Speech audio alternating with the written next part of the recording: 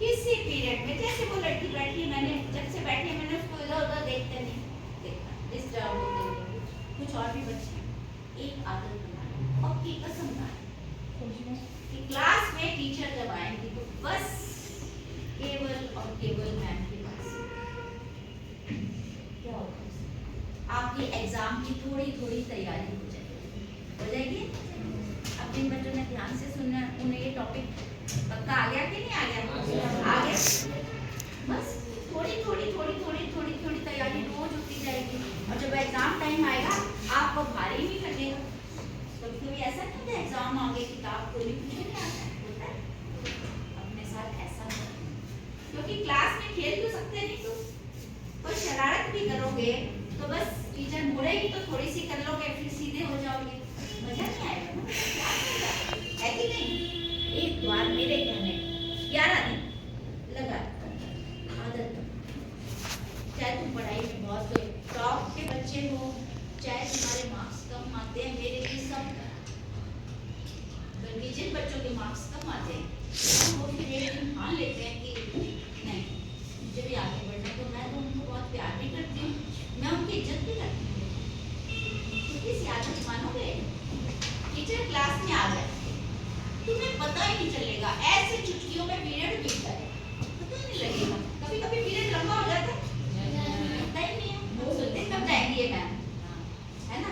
और मैं अपना बताऊं, जब मैं किसी दिन कभी कभार किसी वजह से मैं क्लास में बहुत मन से नहीं पढ़ा रही होती ना बच्चों, मुझे भी लगता है कब बेल बजेगी मैं निकलूं इस क्लास से।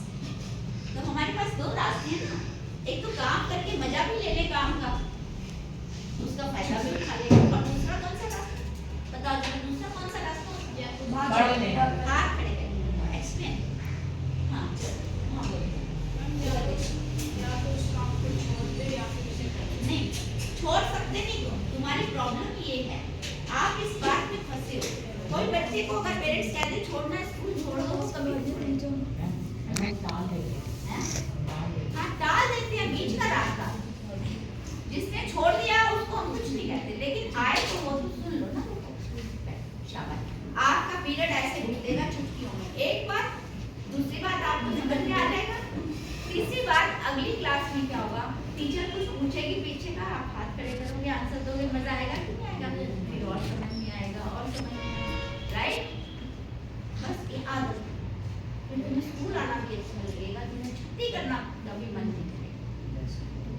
तुम्हें क्लास में समझ में आ गया और मैम ने बोला ये 2 क्वेश्चन करके लाने हैं, तो आपका घर जाके मन नहीं करेगा ये क्वेश्चन कर ले, करता कि नहीं करता? समझ में आया तो बेटा नया साल आने वाला है ना, अब नया साल में कुछ दिन रह गए हैं, आज से अपनी एक ऐसी आदत डालो कि नए साल में जो टीचर क्लास में आए किसी सब्जेक्ट ऐसे बनो कि मान लो 7th पीरियड में प्रिंसिपल सर ने अनाउंस किया कि 8th ई का रोल नंबर 9 मान ऑफिस में आ जाए, कौन है 9?